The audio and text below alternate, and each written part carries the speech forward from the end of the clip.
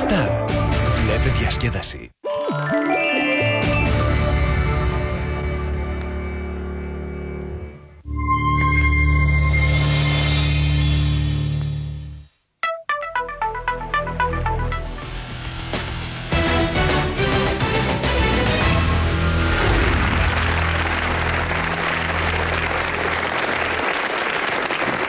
Καλησπέρα σας, καλώς ήρθατε για μία ακόμα φορά κοντά μας εδώ στο Star.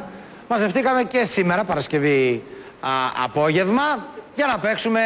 Δημήτρη μου, να γίνει παιχνίδι παρακαλώ.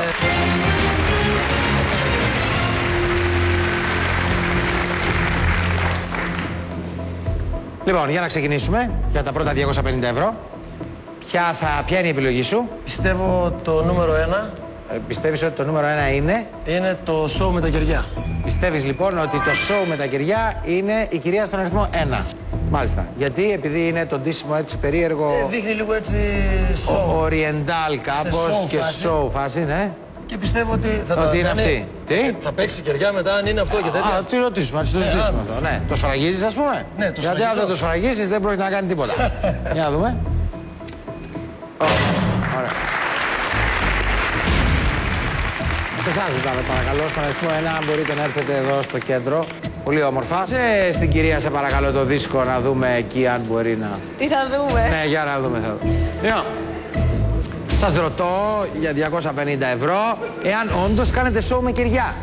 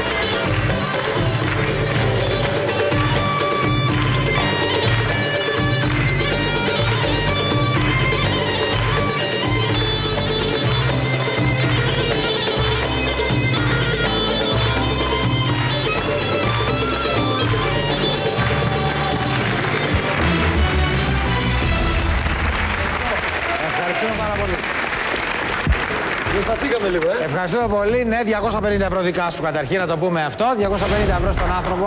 Δεν τα δίνει, τα παίρνει. Τα παίρνει, ναι. Και δεύτερον, να σου πω την αλήθεια, δυσκολεύτηκα να αποφασίσω ποιος το κάνει καλύτερα, η κοπέλα ή εσύ. Γιατί σε είδα και σε ένα πολύ λίγο. Σε είδα μες στο κόλπο.